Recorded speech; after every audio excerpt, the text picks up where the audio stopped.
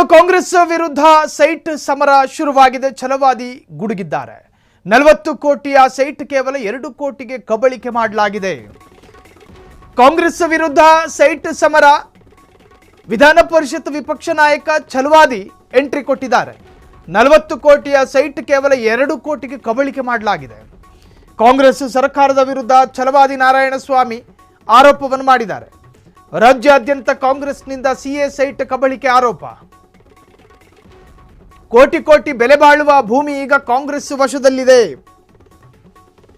40 ಕೋಟಿ ರೂಪಾಯಿ ಬೆಲೆಯ ಸೈಟ್ ಕೇವಲ 2 ಕೋಟಿಗೆ ಖರೀದಿ ಗೋಲ್ಮಾಲ್ ಮಾಡಿದ್ದಾರೆ.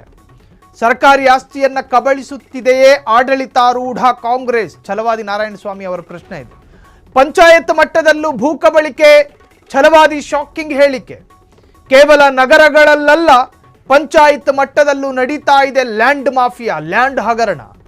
ಕಬಳಿಸಿದ ಸೈಟ್ಗಳನ್ನು ತಕ್ಷಣ ಸರ್ಕಾರಕ್ಕೆ ಹಿಂದೆ ಕೊಡಬೇಕು, ಹಿಂದಿರುಗಿಸಬೇಕು.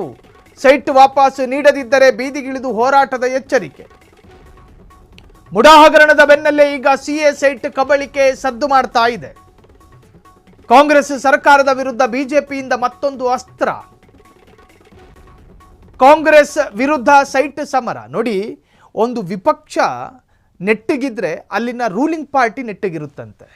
ಈ ತರಹದ್ದೊಂದು ದೊಡ್ಡ ಮಟ್ಟಗಿನ ಅಸ್ತ್ರ ಅಪೋಸಿಷನ್ ಪಾರ್ಟಿಗೆ ಸಿಕ್ಕಿದೆ ಎನ್ನುವುದಾದರೆ ಇವರು ಈಗ ಹೋರಾಟ ಮಾಡೋದಿಲ್ವಂತೆ. ಆ ಸೈಟನ್ನು ವಾಪಸ್ ಮಾಡದಲ್ಲೇ ಇದ್ರೆ ಬೀದಿಗಿಳಿದು ಹೋರಾಡ್ತಾರಂತೆ. ಇದು ಸೆಷನ್ಗಳಲ್ಲಿ ಚರ್ಚೆಯಾಗಬೇಕಾಗಿರುವಂತಹ ವಿಚಾರ. ಇದು ಪ್ರತಿಭಟನೆಯ ಮುಖಾಂತರವಾಗಿ ಒಂದು ರೂಲಿಂಗ್ ಪಾರ್ಟಿಯನ್ನ ತಟ್ಟಬೇಕಾದಂತಹ ಸಮಯ.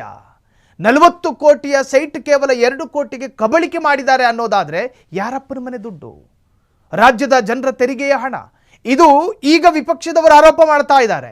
ಆದರೆ ಇದಕ್ಕೆ ಸಂಬಂಧಪಟ್ಟ ಹಾಗೆ ದಾಖಲೆ ಇದೆಯಾ ಅಂತ ಕೇಳಿದ್ರೆ ನೋಡೋಣ ಅಂತಾರೆ. ದಾಖಲೆ ಇಟ್ಕೊಂಡು ಹೋರಾಟ ಮಾಡ್ತಿದ್ದೀರಾ ಅಂತ ಕೇಳಿದ್ರೆ ಸಮಯ ಇದೆ, ಕಾಯೋಣ ಅಂತಾರೆ. ಬೀದಿಗಿಳಿದು ಹೋರಾಟ ಮಾಡೋದು ಯಾವಾಗ ಅಂತ ಕೇಳಿದ್ರೆ ಸೈಟ್ ವಾಪಸ್ ಕೊಡದಲ್ಲೇ ಇದ್ದಾಗ ಅಂತಾರೆ. ಇದರ ಅರ್ಥ ಏನು? ಒಂದು ಅರ್ಥ ಆಗ್ತಾ ಇಲ್ಲ.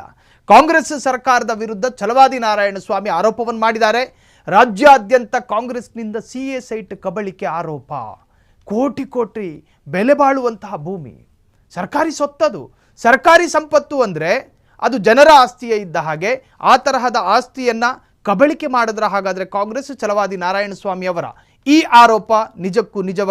ಚರ್ಚೆಗಳು ನಡೆಯುತ್ತಿದೆ. ಕ್ಷಣ ಕ್ಷಣದ ಸುದ್ದಿಗಳಿಗಾಗಿ ಫ್ರೀಡಂ ಟಿವಿ ಸಬ್ಸ್ಕ್ರೈಬ್ ಮಾಡಿ, ಲೈಕ್ ಮಾಡಿ ಹಾಗೂ ಫಾಲೋ ಮಾಡಿ. ಹೊಸ ಸುದ್ದಿಗಳ ನೋಟಿಫಿಕೇಶನ್ಗಾಗಿ ಬೆಲ್ ಐಕಾನ್ ಮೇಲೆ ಕ್ಲಿಕ್ ಮಾಡಿ.